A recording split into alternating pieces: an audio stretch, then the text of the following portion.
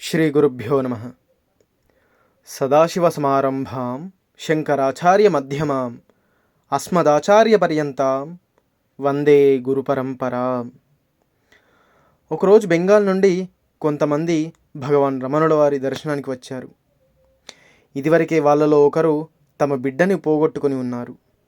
స్వామివారి దర్శనం చేసుకున్న తర్వాత, స్వామి, నా బిడ్డ అంత చిన్న వయసులోనే ఎందుకు చనిపోయాడు? అది ఆ బిడ్డ కర్మ వలన, లేక మేము అనుభవించవలసిన కర్మ ఫలితాలు ఏమైనా మిగిలి ఉన్నాయా అని అడిగారు. దానికి భగవాన్, లేదు, పిల్లవాడి ప్రారబ్ధశేషం తీరిపోయింది, అది కర్మ ఫలితమే. ఇక మీ విషయానికి వస్తే మీరిక ఎంతమాత్రమూ చింతించాల్సిన అవసరం లేదు.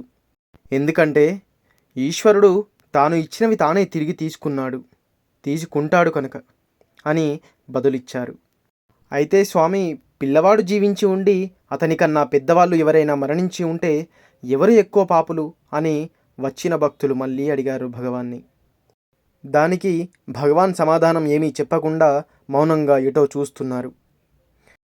ఒక వ్యక్తి ఎక్కువ కాలం జీవించి ఉన్నాడంటే తను మోక్ష మార్గాన్ని సులభం చేసుకోవడానికి ఎక్కువ అవకాశాలు ఉన్నట్లే కదా. త్వరగా మరణించిన వాడు మళ్ళీ జన్మించి తన ప్రారబ్ధ శేషాన్ని పూర్తి చేయడానికి ఎక్కువ వెసులుబాటు ఉంటుంది అని చెప్పారు భగవాన్.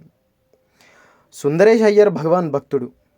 అతనికి కష్టాల మీద కష్టాలు వచ్చి పడ్డాయి, భరించలేకపోయాడు. చివరికి ఆత్మహత్యకు సిద్ధపడ్డాడు. ఆత్మహత్యకు సిద్ధమై చివరిసారిగా భగవాన్ని దర్శనానికి వెళ్ళాడు. భగవాన్ అప్పుడు విస్తళ్ళు కుడుతున్నారు.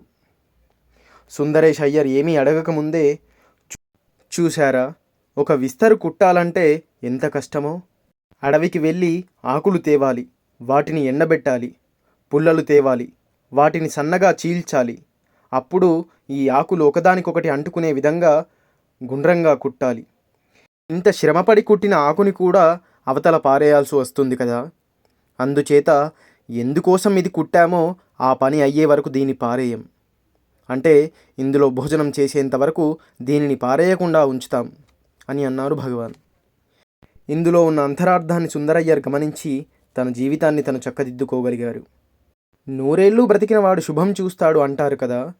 అలా మనకి జన్మ ఎందుకు వచ్చిందో దాని విలువ తెలుసుకొని జీవితంలో మహోన్నతమైన స్థితిని చేరుకోవడానికి ప్రయత్నించాలి తప్ప, ఏదో కష్టం వచ్చిందని ఇక అంతటితో జీవితం ముగిసిపోయినట్టుగా బాధపడి ఆత్మహత్యల్లాంటివి చేసుకొని మనకి భగవంతుడు ఇచ్చిన గొప్ప అవకాశాన్ని కోల్పోవద్దు.